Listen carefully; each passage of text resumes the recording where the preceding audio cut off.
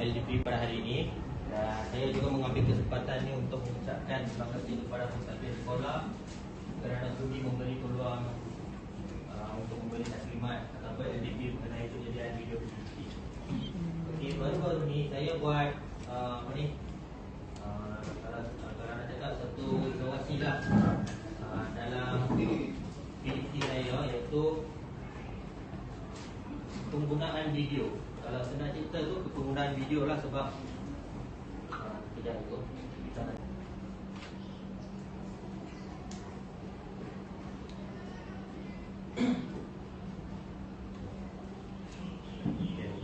itu je. Terima kasih. So, ya. Okey.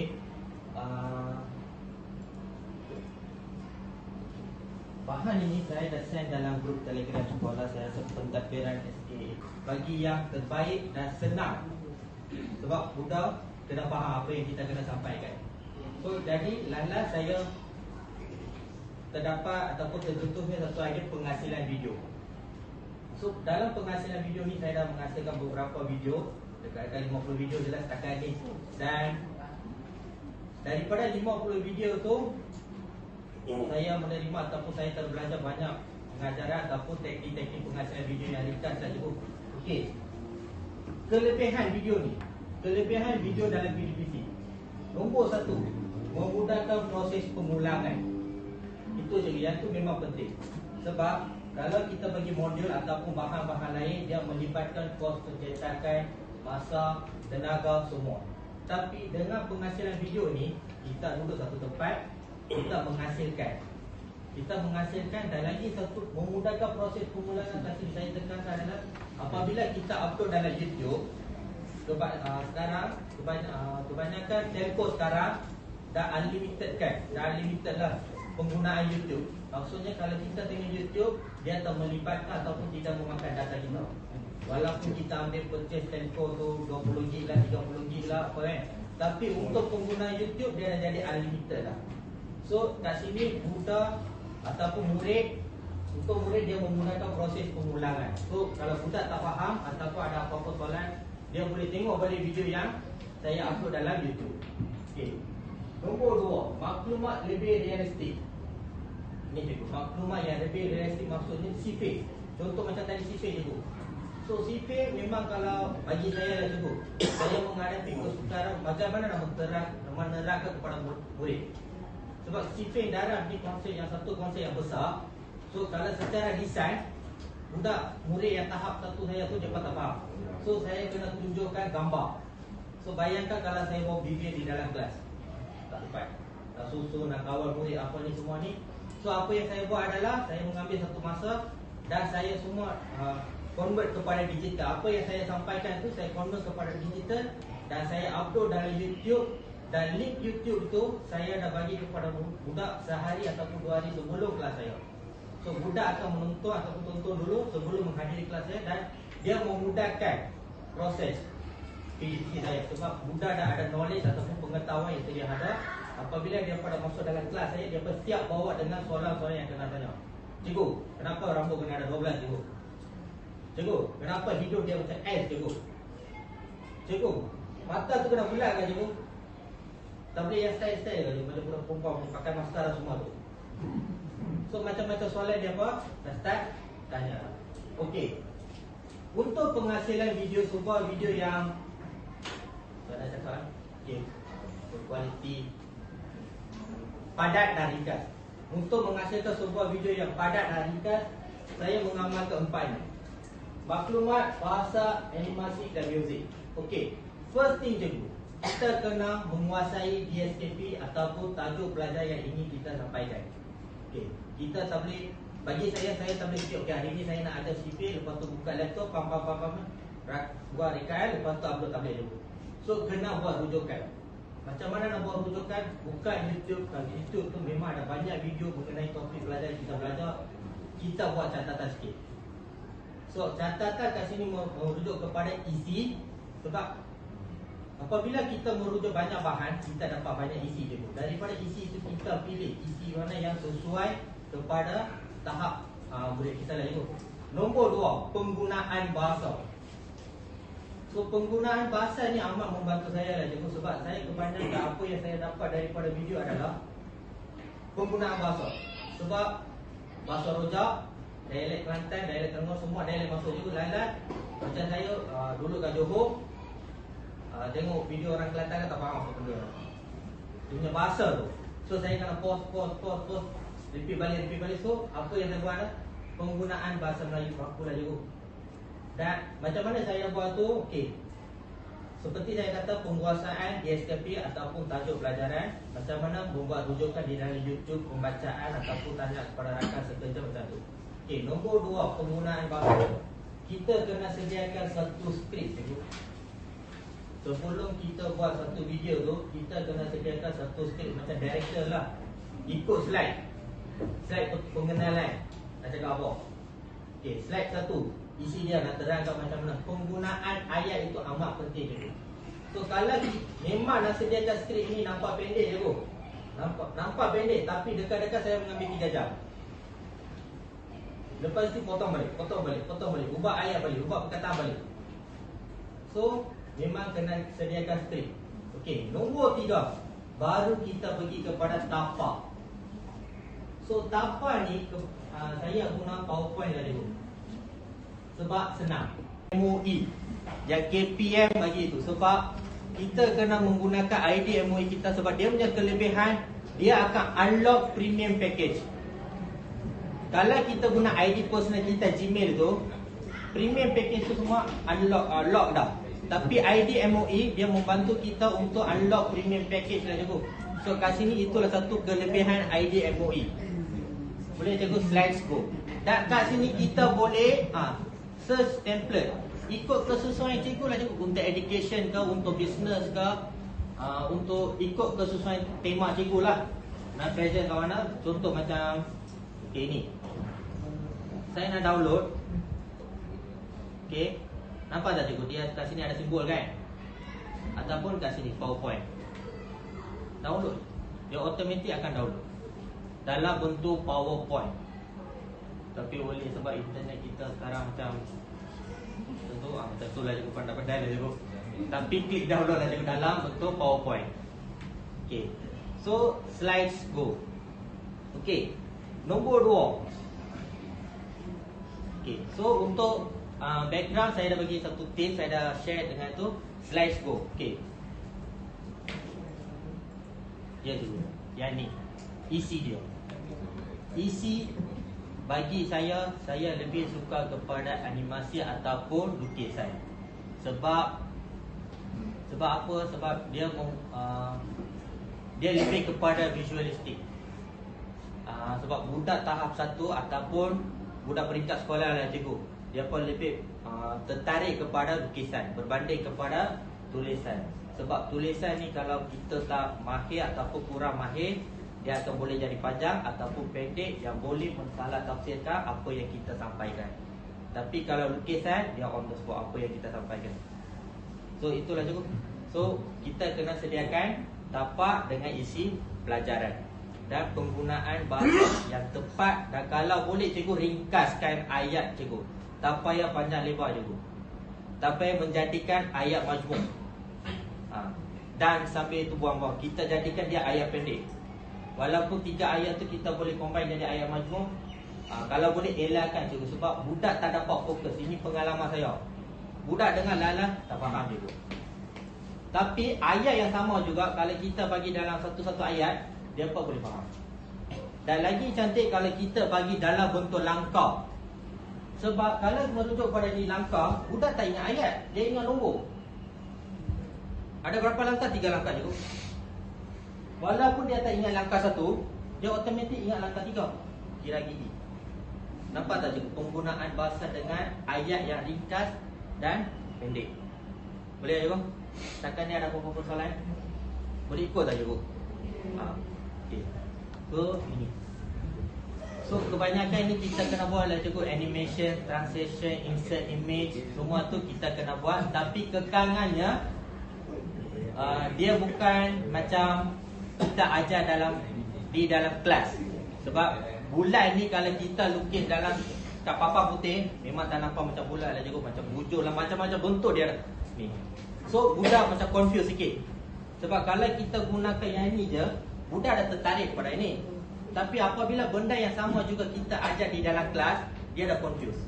Sebab image kat sini lagi kemas dan cantik.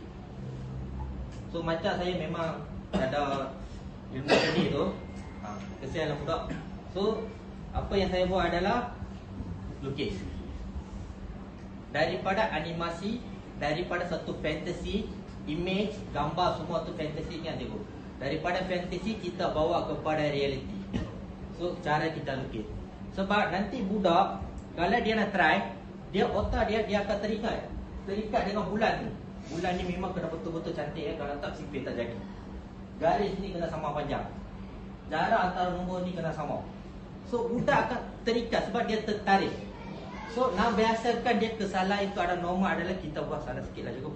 Macam mana dengan petani. So untuk melukis ini apa yang saya gunakan adalah yang ni cukup. Benda yang paling simple tapi harga dia masa saya beli tu mahal sikit lah dia. Saya dah lupa dah nama dia apa. Tapi dia macam touchpad lah cukup. Dia ada touchpad dengan dia ada dia punya pen. Dia ada dia punya pen.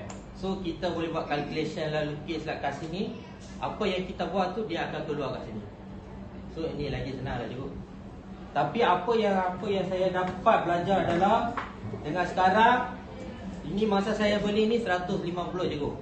Tapi dengan harga RM8 sekarang daripada bawah dan kepada Android touch pen.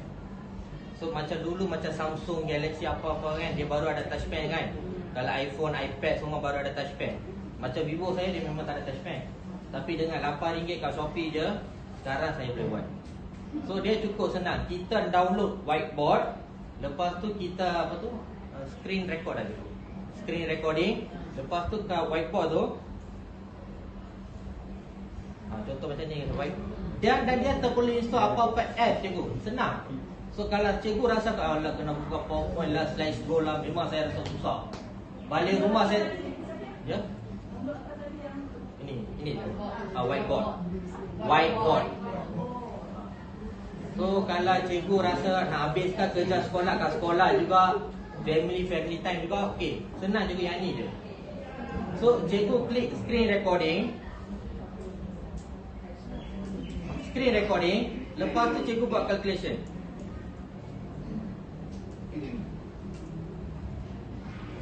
Tak sampai berapa minit je. So apa yang saya faham ini lebih memudahkan proses PDPT matematik saya. Sebab kadang-kadang budak tanya, papan putih saya dah penuh, saya guna benda ini. Dan saya bagi budak kepada pen ini dengan handphone saya tu, dia apa lagi boleh buat je. Boleh je tu. So dengan RM150 dah kepada RM8 lagi. Dan kelebihan dia kalau nib dia dah rosak kat sini, kat dalam ni dia ada bagi satu lagi nib cikgu, kita boleh ganti balik. So memang memudahkan sekarang penghasilan video. Boleh cikgu? Boleh? Okay.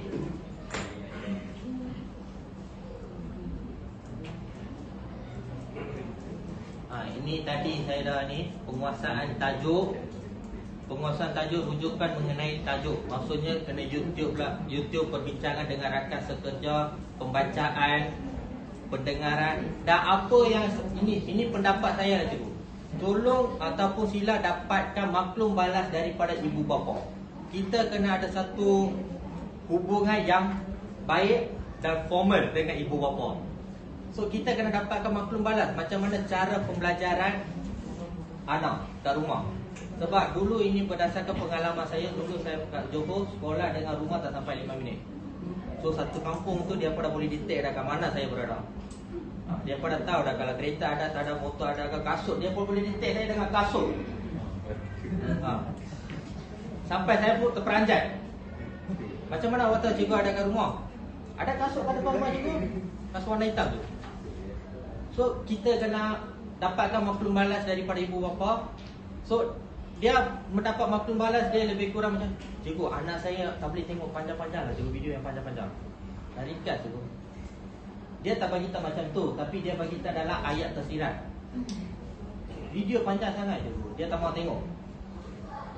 Dia tak bagi tak kat cikgu, dia tak bagi tak kat kita, cikgu tolong buat video yang pendek. Tapi kita kena fahamkan maksud daripada maklum balas tu, kita ubah suai. Kita terima dia sebagai cadangan penambahbaikan, kita ubah suai. Daripada 5 video 5 minit, kita pendekkan kepada 2 minit. Tapi bagi saya adalah cukup. Video saya pastikan saya alert dengan tak lebih daripada seminit. Sebab diri saya sendiri pun takkan tengok YouTube lebih daripada seminit. Hilang fokus dah. Masa tu WhatsApp masuk, Telegram masuk, Facebook notification hantar, Shopee sale, Lazada sale, automatic fokus akan hilang. So nak pendekkan seminit je. Okay.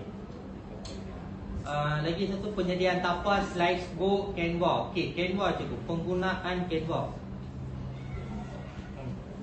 Canva betul kan? Saya potong.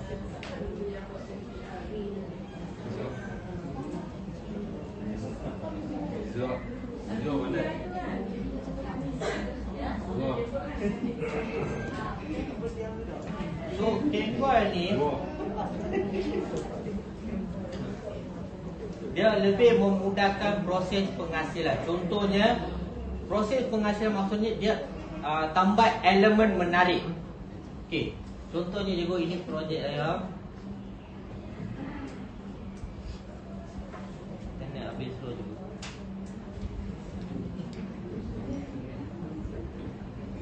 Selcom slow. Komputer sampai okey.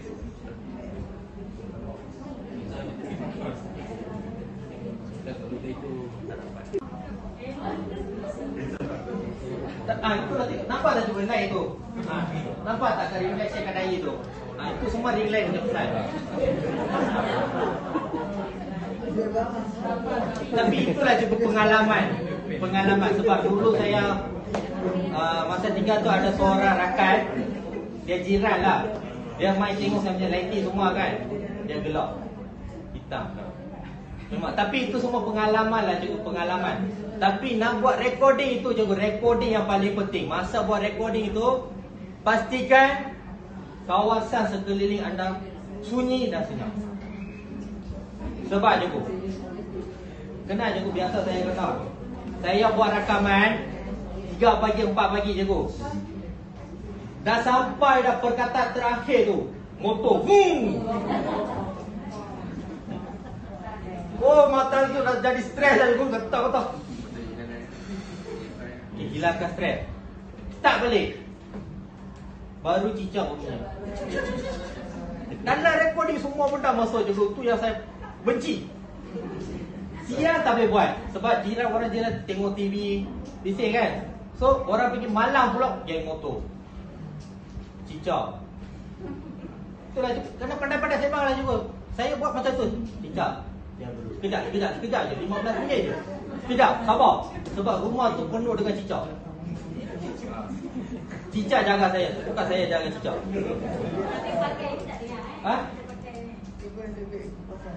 Dia akan masuk juga. Sebab keadaan yang sunyi malam, dia akan setiap bunyi sekali kita tu dia akan masuk. So, itu pun ada juga masalah. Saya punya masalah, cara saya menghadapi adalah dengan mikrofon ni je bu.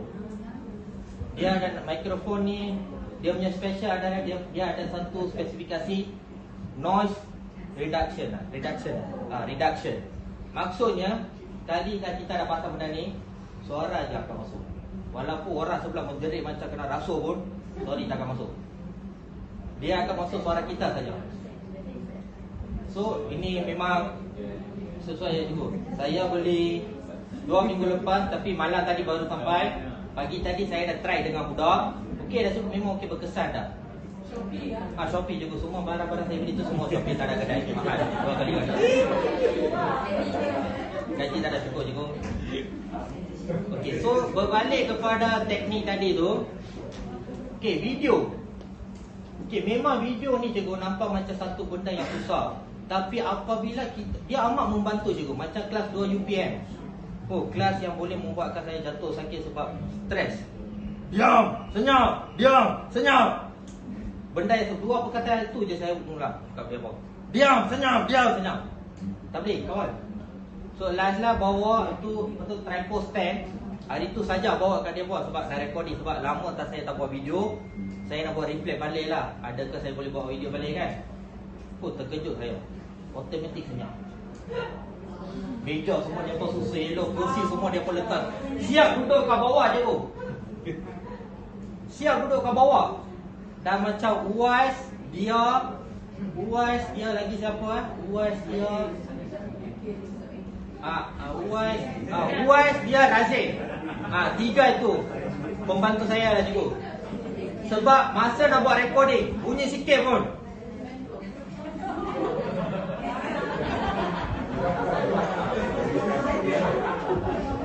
Ya, Uwais punya simbol ni. Razif punya simbol dia.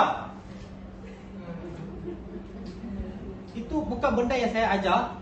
Ya, itulah cikgu macam saya cakap tu, dia meraihkan emosi budak. So kita PGPC ni dia two-way communication. Kita sebagai perancang macam SKPM Judul Tenaga Perancang Pemuda Cara kan. So video ni amat membantu. So macam teknik CV tu, ya masa saya buat pengasihan video tu rasa susah sikit lah juga sebab saya kena fikir macam mana ayat semua macam saya terangkan tadi. Apabila saya dah tunjukkan kepada budak, impact dia tu cikgu lagi tinggi daripada expectation saya. Sebab saya rasa lagi elok saya tunjuk bukti lah cikgu. Ni siapa ni? Amsyah. Sorry cikgu, ada problem kat sini. Okey. Ini Amsyah.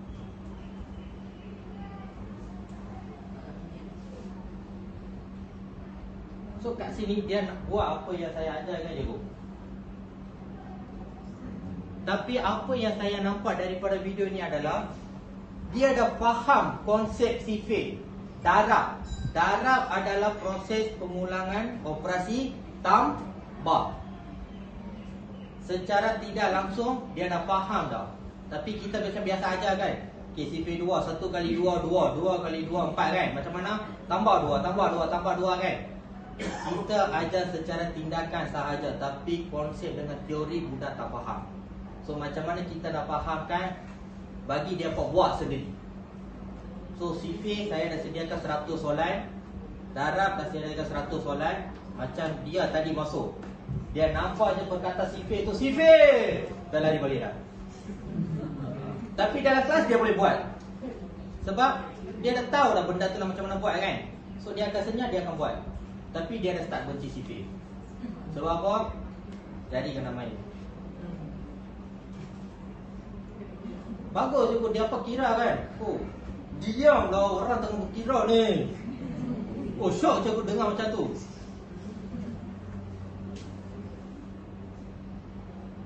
Nampak tak cikgu kat situ dia automatik kira guna jari. Daripada gunakan gigi, dia dah start gunakan jari. So dia dah kat situ ada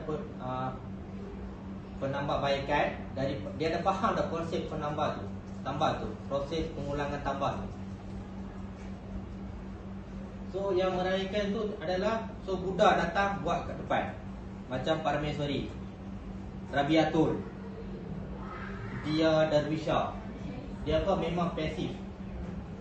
Tapi Parmeswari tu dia aktif, tapi dia suka fokus dalam kelas. Rabiatul dia Darwisha. Merupakan satu benchmark bagi saya lah cikgu. Adakah tindakan ni berjaya atau tak? Sebab dia apa sekarang dah beranikan diri dia pun untuk tunjuk ke depan. Walaupun dia pun buat lambat, sekarang dia pun ubah cara dia. Cikgu, bagi saya soalan siap-siap cikgu, nanti saya bawa ke belakang, nanti turn saya sampai saya main bawa ke depan. Dia pun buat. Itu semua perubahan sikap yang saya nampak pada murid. Tapi kita akan mengambil masa dari persediaan. Kawalan murid juga amat penting, sebab semua kita gunakan barang elektronik, barang semua mahal kan. So pandai-pandai lah juga kita jaga barang peribadi kita macam mana. Kalau boleh laptop jangan bawa masuk dalam kelas. Bawa satu laptop, masa balik dapat dua, screen satu, keypad satu. Dia pun boleh buat magic juga. Kalau boleh masuk, dia pun boleh buat magic.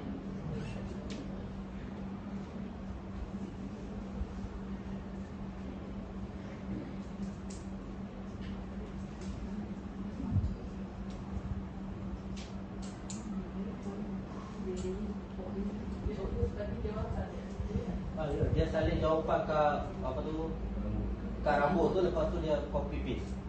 Sebab itu dari bentuk lazim. Daripada bentuk gambar kita kena praktikan budak kepada bentuk lazim juga, tapi secara tidak langsung lah.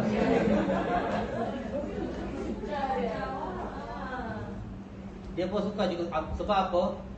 Bagi dia pun secara tidak langsung saya mengamalkan proses hafal.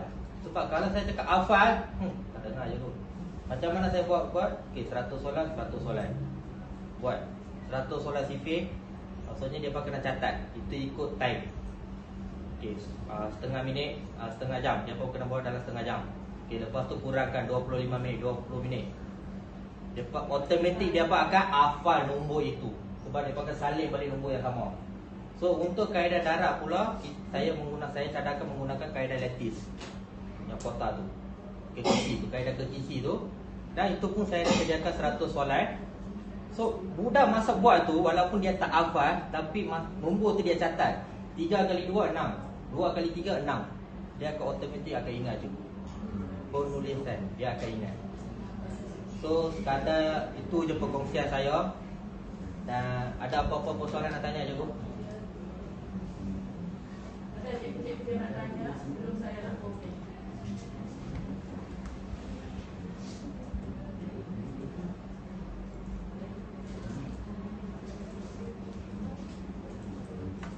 Nah ini macam contoh skrip lagi Bu. Ada cikgu nak tanya.